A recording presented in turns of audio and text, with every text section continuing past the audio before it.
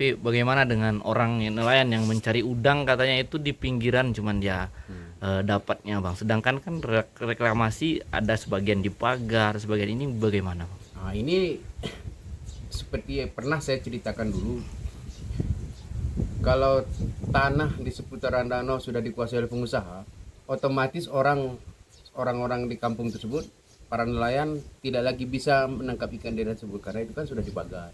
Kemudian tempat mereka biasanya mereka melalui jalan tersebut udah nggak bisa lagi karena itu udah menjadi tempat wisata.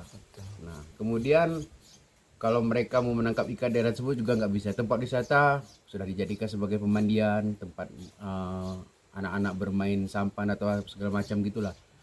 Jadi otomatis terganggu para nelayan. Kalau secara lingkungan bang, secara penyusutannya ini kan juga berdampak bang. Nanti lama kelamaan ini juga akan menyusut airnya bang. Kalau masalah debit air, saya kira dengan zaman dahulu sudah cukup berkurang.